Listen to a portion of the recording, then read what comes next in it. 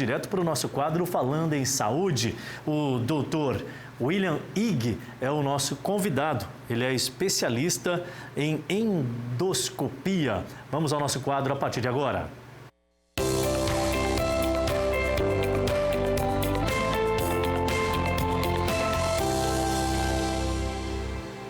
Bom, vamos falar aqui sobre a doença do refluxo gastroesofágico.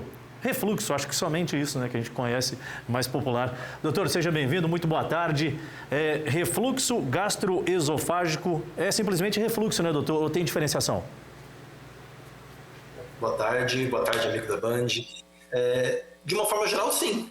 O refluxo que a gente chama é o refluxo gastroesofágico, né, que é o nome técnico médico. Apesar de ser conhecido como refluxo, né, muitas pessoas às vezes têm os sintomas e não sabem o que é. E normalmente esses sintomas estão relacionados, né, principalmente com a azia, que o pessoal fala, às vezes uma dor no peito, a queimação, sentir o alimento voltando, enfim. Ainda mais agora, aí, nesse horário do almoço, provavelmente tem muita gente assistindo o programa e tendo esses sintomas também. Dentre esses sintomas que o senhor acabou de citar, a falta de ar pode ser também alguma coisa relacionada à questão de refluxo ou não tem nenhuma correlação, doutor? De uma forma geral, até pode ter relação, sim. Tá? Que existem realmente o que a gente chama de manifestações típicas da doença do refluxo e as manifestações atípicas. Dentre as manifestações atípicas, que realmente não são tão comuns, realmente a falta de ar e outras queixas respiratórias também podem estar associadas. Então, realmente, precisa de um médico fazendo uma avaliação adequada para chegar no diagnóstico preciso. Dado o diagnóstico, basicamente, né, os principais sintomas, os mais comuns, o que eu posso fazer para evitar o refluxo? Isso é evitável ou faz parte realmente do intestino da pessoa, do próprio organismo? Você está suscetível a ter e vai ter independente do teu hábito alimentar, por exemplo? Sim. De uma forma geral, a doença do refluxo, realmente, há algumas medidas comportamentais que ajudam a gente a evitar que tenha esses sintomas. Tá? Alguns exemplos que a gente pode citar, por exemplo, controle do sobrepeso, da obesidade, que realmente é um fator que está muito relacionado à doença do refluxo. Alguns tipos de alimentos, como café, chocolate, molho de tomate, menta, hortelã, comidas mais gordurosas, fazer alimentações muito grandes, né? Ou seja, aquele paciente que come, por exemplo, só no café da manhã, almoço e jantar. Então, assim, fracionar a comida pode ajudar nesse sentido. E, complementando, aquela sonequinha depois do almoço também, que é ótima, mas infelizmente provoca muito refluxo.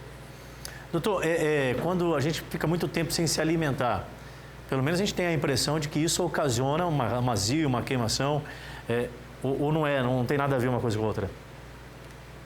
Muitas vezes isso aí está mais relacionado com sintomas de gastrites ou de úlceras até. Sabe? A doença do refluxo não costuma ter tanta relação, mas realmente são sintomas muito parecidos, né? E não é obrigação nenhuma de um paciente saber isso. Isso daí, na verdade, é nós como médicos que realmente temos que saber fazer o diagnóstico diferencial, né? Essa foto eu acho bem bacana, porque realmente ela mostra o que é a doença do refluxo, que basicamente é a passagem do ácido do estômago para dentro do esôfago. Então, sempre que há algum fator que aumente a pressão dentro do estômago ou o mecanismo de contenção não esteja bem ajustado, vai acabar ocasionando refluxo. Eu consigo resolver o problema? Eu tô com esse refluxo e a gente cura ou a gente remedia isso? Como é que é o procedimento dos cuidados? Então, o tratamento dos pacientes com doença do refluxo realmente baseia-se muito nessa questão comportamental, né? Mas realmente pode ser necessário tratamento com medicações, né? Ou até mesmo procedimentos mais invasivos, como cirurgias, né? E agora, de forma mais moderna falando, tem o tratamento endoscópico, que é uma novidade que realmente apareceu aí nos últimos 3 anos, né? Que bacana, é importante a gente saber sobre essa questão desses avanços também que existem justamente para combatermos problemas que muitas das vezes parecem ser simples, mas podem ocasionar desdobramentos que agravam a saúde do cidadão em outras áreas, né? Eu queria saber, o não tratamento, o desenvolvimento de um refluxo gastroesofágico, ele pode ter outras consequências? Sim, pode. A principal consequência que a gente sabe da doença do refluxo, né, ela está relacionada ao desenvolvimento de uma lesão pré-maligna né, que é uma lesão que pode virar um câncer um dia. Então, realmente, o tratamento da doença do refluxo, né, enquanto diagnosticado inicialmente, ele pode prevenir o aparecimento desse tipo de lesão, e esse tipo de lesão não aparecendo, diminui muito a chance que esse paciente possa vir a ter um câncer de esôfago, por exemplo. Então, realmente, é importante, sim, estar sendo tratado, estar sendo bem diagnosticado e acompanhado, né?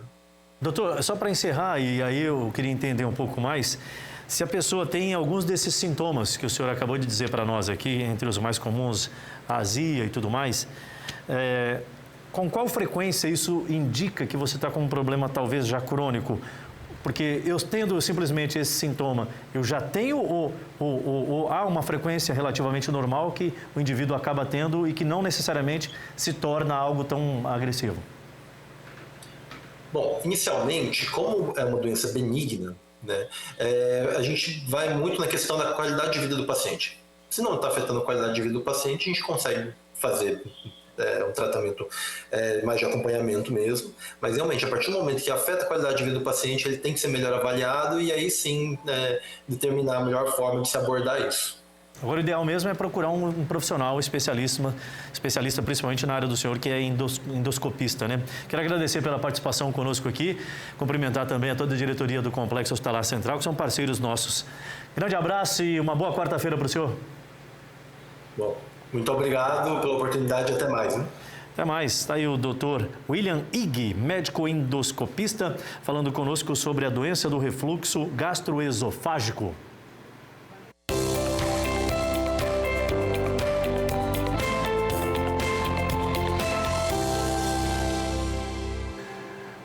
Pois é, o nosso quadro sempre falando em saúde traz as orientações para você ter ações preventivas, mas também entender quais são os avanços no tratamento, o que já está sendo oferecido, principalmente aqui na região norte do Brasil, na capital do estado, em Porto Velho. E o Complexo Hospitalar Central é referência na baixa, média e alta complexidade de todos os tipos de tratamentos que você possa imaginar.